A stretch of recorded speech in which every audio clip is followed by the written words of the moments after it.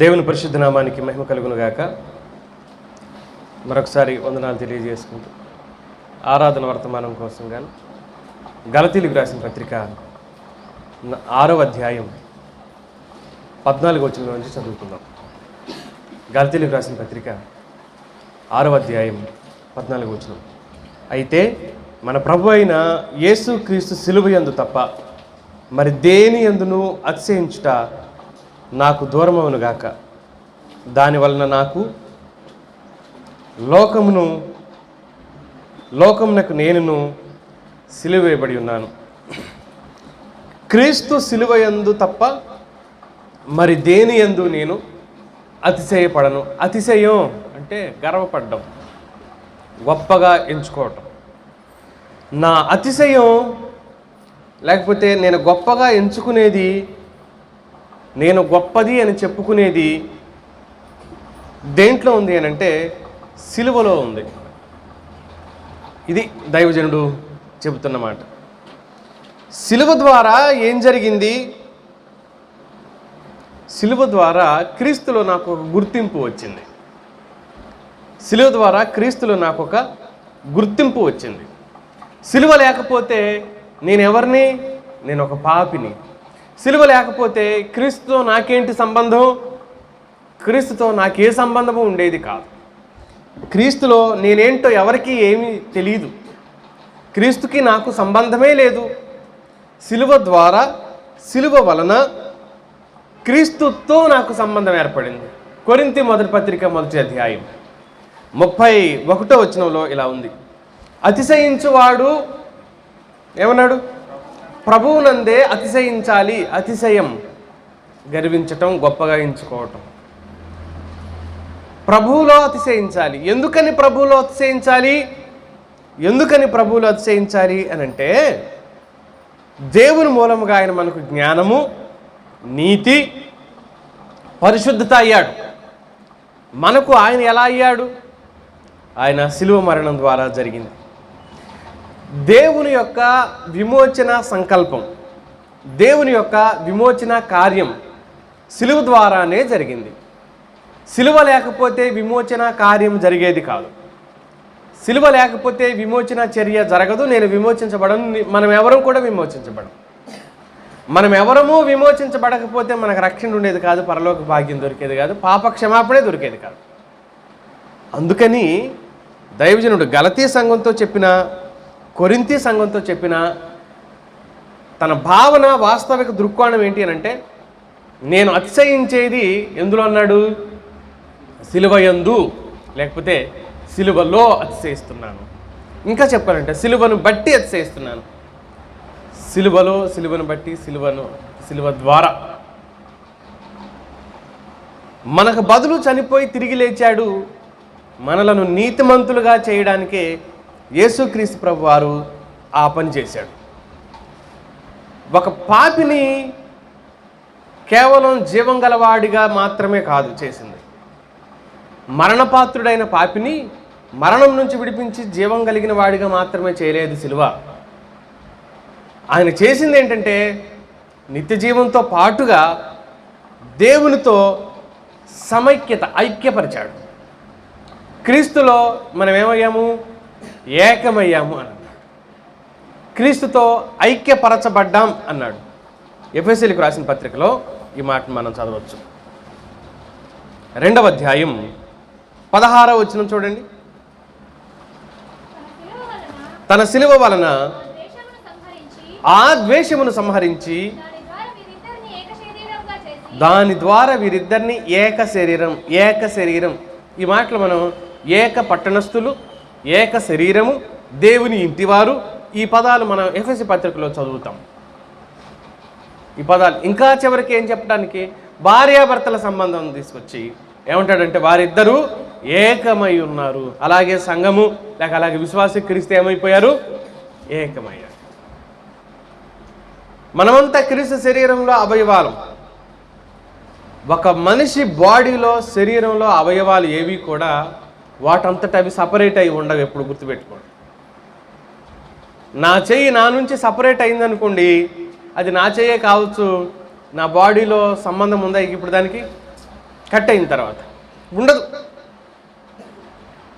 ఉండదు క్రమక్రమంగా అది పాడైపోతుంది, శిథిలమైపోతుంది, కుళ్ళిపోద్ది, ఎముకగా మిగిలిపోతుంది. అలా అవటానికి కారణం ఏంటి? శరీరంలో నుంచి అది వేరైపోయింది. శరీరంలో నుంచి వేరైపోయిన విశ్వాసి ఎవరు ఉండరు. సంఘములో నుంచి వేరైపోయిన విశ్వాసులు అంటూ ఎవరు ఉండరు. విశ్వాసి అయిన వాడు వేరుగాడు. వేరైపోయాడు అని అంటే ఏమైపోతాడు? చెయ్యి కట్టయి వేరైపోయింది దానికి ఏమైపోతుంది? నాశనం అయిపోతుంది, లేకుండా పోతుంది.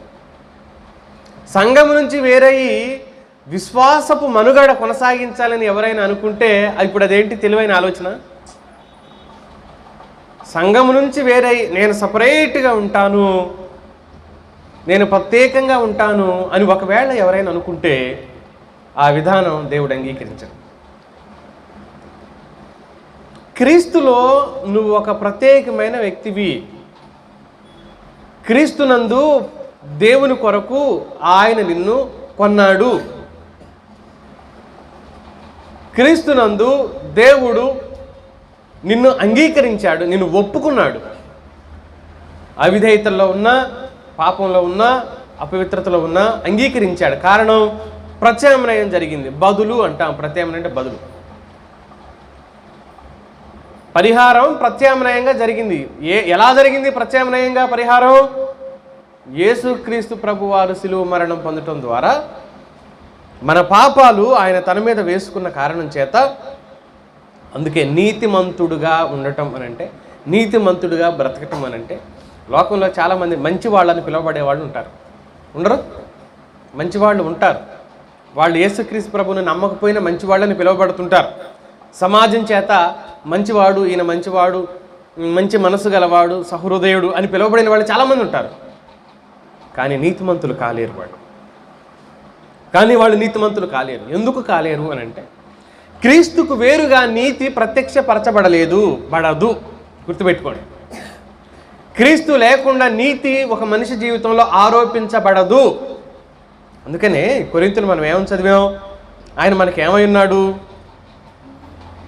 దేవుని మూలంగా ఆయన మనకు జ్ఞానము, నీతి, పరిశుద్ధత అయ్యాడు. నీతి అయ్యాడు.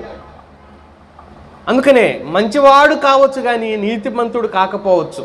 కాదు, కాడు. ఎందుకు కాడు? క్రీస్తు లేడు కాబట్టి అతని జీవితం. రికగ్నైజ్ చేయబడ్డాం. దేని ద్వారా అంటే యేసు శిలువ మరణం ద్వారా. నీతిమంతులుగా తీర్చాడు, నీతిమంతులుగా చేయడానికి ఇష్టపడ్డాడు. రోమాపత్రిక 4వ అధ్యాయం 25వ వచనం. రోమాపత్రిక 4వ అధ్యాయం 25వ వచనం. అమ్మా, ఆయన మన అపరాధముల నిమిత్తము అప్పగింపబడి మనము నీతిమంతులుగా తీర్చబడుటకై లేపబడెను. ఆయన మన కోసం ఏం చేయబడ్డాడు? అపరాధిగా తీర్పు తీర్చబడి మనము నీతిమంతులుగా చేయబడాలని ఆయన తిరిగి లేపబడ్డాడు అనేది దేవుని వాక్యం చెప్తున్న సత్యం. ప్రియులారా, మనము నీతిమంతులుగా చేయబడాలని కొట్టబడి, చంపబడి, సమాధి చేయబడి తిరిగి లేపబడ్డాడు యేసుక్రీస్తు ప్రభువు.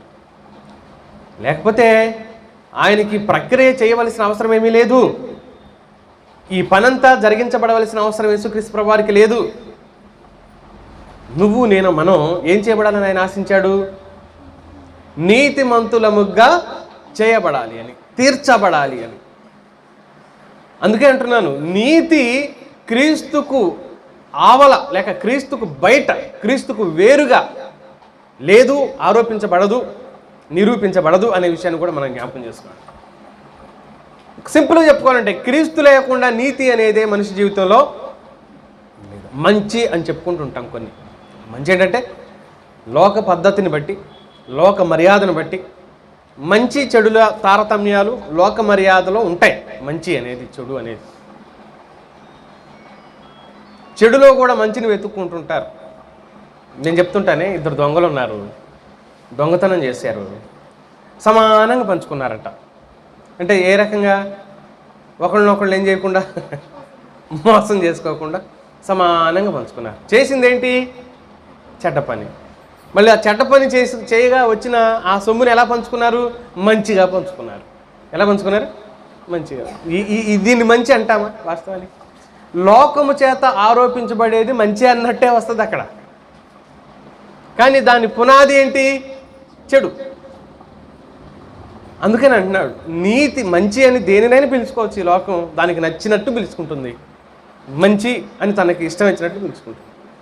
నాకు ఇష్టం వచ్చినట్టు చేస్తా, నాకు ఇదే మంచి అని అనుకుంటుంది లోకం. కానీ నీతి అనేది ఎలా ఆరోపించబడుతుంది అంటే యేసుక్రీస్తు ప్రభువులో లేక యేసుక్రీస్తు ప్రభువు ద్వారా ఆయనలో నీతి ఆరోపించబడుతుంది, నీతి ప్రకటించబడుతుంది అని చెప్తున్నాడు. ఆయన ప్రాయశ్చిత్త మరణంలో విశ్వాసం ఉంచడం ద్వారా నూతన సృష్టిగా చేయబడ్డాం, నూతన సృష్టిగా మారిపోయాం. రోమపత్రిక 4వ అధ్యాయం 7వ వచనంలో చూడండి. రోమపత్రిక 4వ అధ్యాయం ఎలాగనగా తన అతిక్రమములకు పరిహారము నొందినవాడు, తన పాపమునకు ప్రాయశ్చిత్తము నొందినవాడు ధన్యుడు. పరిహారము, ప్రాయశ్చిత్తం ఈ రెండు మనిషి జీవితంలో జరగాలి. అతడు ధన్యుడు. లోకరీతిలో ధన్యుడేంటి? లోకరీతిలో 100 ఏళ్ళు బ్రతకాలి, ఆరోగ్యంగా ఉండాలి, పిల్లలను చూడాలి, అంత సమృద్ధి జీవితం ఉండాలి. అప్పుడు చూసేవాళ్ళు ఏంటంటే ఈయన చాలా ధన్యుడు. కారణం అన్ని పరిస్థితులు ఈయనకు అనుకూలంగా ఉన్నాయి. చాలా సంతోషకరమైన కుటుంబ జీవనాన్ని ఇతడు సాగిస్తున్నాడు. కాబట్టి ఇతడు ఎవరిప్పుడు? ధన్యుడు. బైబిల్ ఎవరిని ధన్యుడు అంటుంది? బాగా ధనవంతుడిని ధన్యుడు అంటుందా? ఎవరిని? పాపానికి పరిహారం నొందినవాడు, పాపమునకు ప్రాయశ్చిత్తం, అపరాధాలకు పరిహారము కలిగిన వాడిని ఏమంటుంది బైబిలు? ధన్యుడు అంటుంది. ప్రాయశ్చిత్తము, అపరాధానికి పరిహారము, ప్రాయశ్చిత్తం ఇవి జరగాలి, జరిగి తీరా. ఇదే మాటను మనం 32వ కీర్తనలో చదువుతాం చూడండి. అక్కడ క్లియర్గా ఉంటుంది. ఇక్కడికంటే అతిక్రమాలకు పరిహారము నొందినవాడు, పాపానికి ప్రాయశ్చిత్తం. పరిహారము జరగాలి, అపరాధానికి పాపానికి ప్రాయశ్చిత్తం జరగాలి. క్రీస్తులో మనకు ఆ ప్రాయశ్చిత్త బలి జరిగిపోయింది. క్రీస్తులో ఆ ప్రాయశ్చిత్త కార్యక్రమం జరిగిపోయింది. మనం విడిపించబడ్డాం. రోమపత్రిక 3వ అధ్యాయం 27వ వచనం చూడండి. రోమపత్రిక 3వ అధ్యాయం. కాబట్టి అతిశయ కారణం ఎక్కడ? అది కొట్టివేయబడిను. ఎట్టి న్యాయమును బట్టి అంటే అతిశయ కారణం, గర్వపట్టం కొట్టివేయబడింది. ఏ కారణాన్ని బట్టి కొట్టివేయబడింది అంటూ అది క్రియాన్యాయాన్ని బట్ట, క్రియాన్యాయాన్ని బట్టి కాదు, విశ్వాస న్యాయాన్ని బట్టి అన్నాడు. అసలు జరిగింది ఏంటి అక్కడ? 26వ వచనం కూడా చదవండి. ఆ పై వచనం, క్రీస్తు యేసు రక్తమునందలి విశ్వాసము ద్వారా ఆయనను కరుణాధారముగా బయలుపరచెను.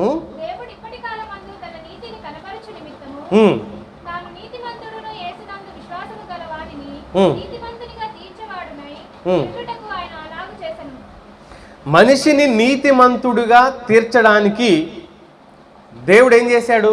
యేసుక్రీస్తుని ఈ లోకానికి పంపించాడు.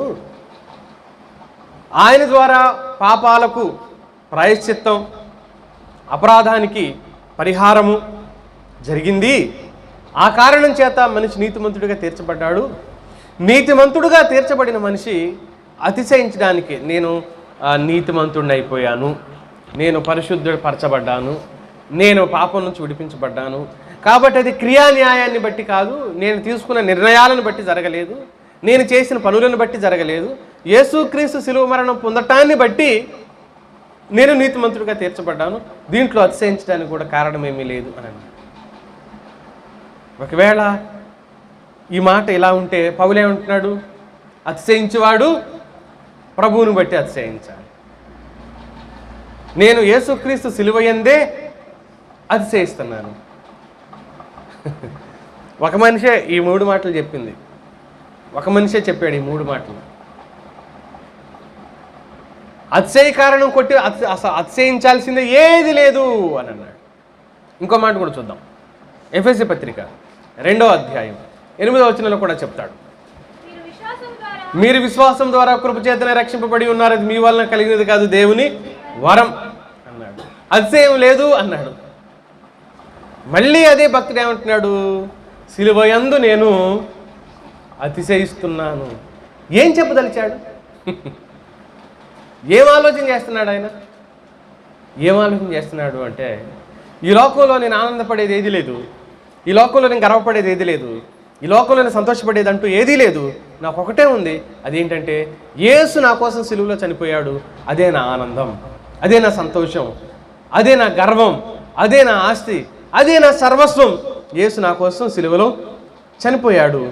అంతకు మించి నేను దేంట్లో ఆనందించలేను. నా ఆనందం అంతా కూడా అందులోనే ఉంది.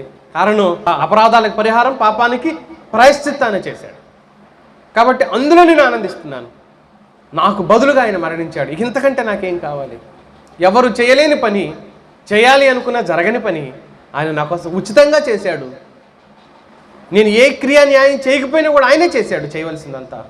నేను నమ్మాను ఆయన, అంతే ఈరోజు నీతిమంతుడిగా చేయబడ్డాను. కాబట్టి జీవించేవాడు నేను కాను అంటాడు అదే గలతీ పత్రికలో. కాబట్టి క్రీస్తు చేసిన ఆ న్యాయాన్ని బట్టి, ఆ ధర్మాన్ని బట్టి, ఆ త్యాగాన్ని బట్టి నేను ఆనందిస్తున్నాను, అతిశయిస్తున్నాను. క్రీస్తులో నేను ఒక ప్రత్యేకమైన వ్యక్తిగా రూపించబడ్డాను, సృష్టించబడ్డాను, నూతన సృష్టిగా చేయబడ్డాను. అది నన్ను బట్టి జరిగింది కాదు. కాబట్టి నేను క్రీస్తులో ఆనందిస్తున్నాను, క్రీస్తులో గర్వపడుతున్నాను. నేను చేశానని కాదు, ఒక సృష్టికర్త నా కోసం దిగొచ్చి చేశాడుగా, అది నా గర్వం. అది పౌలు యొక్క భావన. సృష్టికర్త దిగొచ్చి నా కోసం దెబ్బలు తిన్నాడు, నేను తినవలసిన దెబ్బలు. నా పాపాన్ని ఆయన తన భుజాల మీద వేసుకున్నాడు. తిరస్కరించబడవలసింది నేనైతే నా కోసం ఆయన తిరస్కరించబడ్డాడు, భూమి వేయించుకున్నాడు. నన్ను ఎంతో ప్రేమించిన వాడు నాకు ఒకడున్నాడు, ఆయన నా ప్రభు అయినప్పుడు ఆయన బట్టే నేను గర్వపడతాను. అందుకనే యెహోవాను నేనేనని పరిశీలనగా తెలుసుకున్నట్టుని బట్టి ఏం చేయాలి? అతిశయించాలి అన్నాడు పాత నిబంధనలు. గుర్రములను బట్టి అతిశయించకూడదు, బలాన్ని బట్టి అతిశయించకూడదు, జ్ఞానాన్ని బట్టి అతిశయించకూడదు, దేన్ని బట్టి అతిశయించకూడదు. యెహోవాను నేనేనని నన్ను పరిశీలనగా తెలుసుకున్నట్టు ద్వారా అతిశయించాలి. ఆ వాక్యానికి క్రియా న్యాయం ఎవరు చేశారంటే పౌలు చేశాడు. ఈరోజు మనం అందరం దాని కింద ఉన్నాం. ఆయన తెలుసుకుంటాను బట్టి పరిస్థితులు ఎలాంటివైనా కూడా ఒకటే నమ్మకం, ఒకటే నిరీక్షణ, ఒకటే ఆశ. ఈరోజు ఒక విశ్వాసకి ఏంటంటే, అవి నా చేయి దాటిపోతున్నాయి కానీ నా ప్రభువు చేయి దాటి పోలేవు. ఆయన నాకున్నాడు, నన్ను విడిచిపెట్టేవాడు కాదు. తల్లిదండ్రులు విడిచిపెట్టే పరిస్థితులు వచ్చినా, ఉన్నా వాళ్ళు మనకు సహాయం చేయలేని పరిస్థితుల్లో ఉన్నా, తోటివారు తోబుట్టువులు ఉన్నా, డబ్బులున్నా, అధికార బలమున్నా, మన పనులేవీ కానప్పుడు ఒకటే నిరీక్షణ, చివరి నిరీక్షణ తప్పనిసరిగా జరుగుతుంది అనే ఒక నిరీక్షణ. అదేంటంటే నా ప్రభు నాతో ఉన్నాడు. రోమపత్రిక 8వ అధ్యాయం 32వ వచనం. రోమపత్రిక 8వ అధ్యాయం 32వ వచనం. తన స్వంత కుమారుని అనుగ్రహించుటకు వెనుక తీయక అందరి కొరకు ఆయనను అప్పగించిన వాడు ఆయనతో పాటు సమస్తమును మనకెందుకు అనుగ్రహింపడు అంటాడు. ఆయనతో పాటు సమస్తమును మనకెందుకు అనుగ్రహింపడు, ఇవ్వగలడు. పౌలు ధైర్యంగా సంఘానికి చెబుతున్నమాట. తన సొంత కుమారుణ్ణి పాపినైన నా కోసం, దౌర్భాగ్యుడైన నా కోసం, నరకపాత్రుడైన నా కోసం ఇవ్వటానికి ఒకే ఒక కుమారుడు, ఒకే ఒక కుమారుడు. 10 మంది ఉన్నారు, నాకు నచ్చని వాడు, నాకు లోబడిన వాడు ఒకడు ఉన్నాడు, వాడిని ఇచ్చేద్దాం అనుకోలేదు. ఒకే ఒక కుమారుడు ఉన్నాడు, ఆయన్ను నా కోసం ఇచ్చాడు. నన్ను సంపాదించడం కోసం, నన్ను కాపాడటం కోసం ఆయన్ని అప్పగించుకున్నాడు అని అంటే, ఎవరైనా తన కొడుకుకి పెట్టవలసింది పక్కన వాళ్ళకి పెడతారా? తామే తినరు పిల్లల దగ్గర, మరి పక్కన వాళ్ళకి ఇస్తారా? ఎవరు? అలాంటిది ఒక తుచ్చుడైన మానవుడినైనా నన్ను, దేవునికి విరోధిని, శత్రువుని, బలహీనుడిని, పాపిని, దేవుని చట్టం మీద తిరుగుబాటు చేసిన వాడిని, దేవుణ్ణి ధిక్కరించిన వాడిని, పాపమే లోకమే బాగుందనుకున్న వాడిని నన్ను ప్రేమించి తన కుమారుని నాకు బదులుగా, ఒక పాపికి బదులుగా పాపి స్థానంలో నిలబెట్టి పాపిలాగా, ఒక శాపగ్రస్తుడిలాగా చచ్చిపోవడానికి అప్పగించుకున్నాడు. నన్ను విడిపించుకున్నాడు. ఆయన నన్ను ప్రేమించాడు. ఇప్పుడు గర్వకారణం కాదు నా పట్ల ఆయన చూపించిన కార్యాన్ని బట్టి? అందుకంటున్నాడు పౌలు ఆ మాట. ఒక ఆరాధికుడిగా, ఆరాధించేవాడిగా ఇంతకంటే ఏం చెప్పగలం? ఇంతకంటే ఆయన మన పట్ల చూపించిన చర్యకు మనం ఏమనుకోగలం? సృష్టికర్త అయిన వాడు, నాకు దాహంగా ఉంది, నాకు ఆకలిగా ఉంది, నాకు నిద్ర వస్తుంది, నేను బాధపడుతున్నాను, నేను దుఃఖపడుతున్నాను అనే అంత దీనావస్థలోకి ఆయన ఈ లోకానికి వచ్చాడు అని అంటే, నాకు ఆకలి అవుతుంది అన్నాడా? అలిసిపోయాడు, నిద్ర వస్తుంది అన్నాడా? తిరస్కారాలకు గురయ్యాడు, అవమానానికి గురయ్యాడు, దయ్యం పట్టిన వాడు అన్నారు, వ్యభిచారి అన్నారు, దొంగ అన్నారు, దైవద్రోహి అని అన్నారు, రాజద్రోహి అన్నారు. ఎన్నో ద్రోహాలు, నేరాలు ఆయన మీద మోపారు. చివరికి ఆయన సిలువ వేసి చంపేశారు. ఇవన్నీ జరుగుతుంటే ఆయన ఎలా ఏం చేస్తున్నాడు? వదకు తేబడి గొర్రె వలె మౌనంగా ఉన్నాడు. బొచ్చు కత్తిరించువాని ఎదుట మౌనంగా ఉన్న గొర్రెలాగా ఆయన మౌనంగా ఉన్నాడు. ఎందుకో తెలుసా? మనల్ని ప్రేమించాడు, నన్ను ప్రేమించాడు. నా కోసం సృష్టికర్త అయిన వాడు అన్ని భరించాడు. అందుకు క్రీస్తులో నాకున్న స్థానం, నా గుర్తింపు దేని ద్వారా వచ్చింది? ఇదంతా దేని ద్వారా వచ్చింది? సిలువ ద్వారా వచ్చింది. దేవుడు తన ప్రేమను లోపల లోపల దాచుకోలే, కనపరిచాడు. ఎంత ప్రేమించాడా మనిషిని అనడానికి గుర్తు దేని జ్ఞాపకం చేస్తాం మనం? సిలువ శ్రమనే, సిలువ చర్యలే. ఆయన ఏం చేశారో తెలుసా? వెంట్రుకలు పెరికారని చెప్పారు, ఉమ్మివేశారు, గుద్దారు, తిట్టారు, ఈడ్చేశారు, కొరడాతో కొట్టారు అని చెబుతుంటే, అరే నా కోసమా? నా కోసం ఇలాంటివి చేశాడా? ఎంత ఆశ్చర్యం! అవును, నా కోసమే, నీకోసమే. ఆలోచన చేస్తే ఆయన ఎంతగా ఆరాధించగలమో, ఎంతగా ఆయన పాదాల చెంత మన తలనుంచగలమో, ఎంతగా ఆయన హెచ్చించి గణపరచగలమో అర్థం చేసుకుంటే ప్రభువులో పారవస్యంతో ఆయన ఆరాధించగలుగుతాం. క్రీస్తులో ఆయన నాకు ఇచ్చిన స్థానం ఎంతో విలువైంది, ఎంతో ఉన్నతమైంది. కుమారుడు అన్నాడు, స్నేహితులు అని అన్నారు. ఎంతో అద్భుతమైన ఒక యోగ్యతను, స్థానాన్ని కల్పించాడు ఆ మహాదేవుణ్ణి. ఆయన పాద సన్నిధిలో సాగిలపడదాం, ఆయనకి నమస్కరించుదాం, ఆయన నామాన్ని హెచ్చించుదాం. మిత్రులారా, అందరికీ వందనాలు. అనేక సందేశాలు, లేఖనానుసారమైన విషయాలను మీ ముందుకు తీసుకురావడానికి మా వంతుగా ప్రయత్నం చేస్తున్నాం. అనేక దుర్బోధలున్న నేటి దినాల్లో సత్యవాక్య సందేశాలను మీ దృష్టికి తీసుకురావడానికి మేము చేస్తున్న మా ప్రయత్నాన్ని మీలో చాలామంది అభినందిస్తున్నందుకు వందనాలు. మా ఛానల్ని సబ్స్క్రైబ్ చేయండి, లైక్ చేయండి, కామెంట్ చేయండి, షేర్ చేయండి. అందరికీ వందనాలు.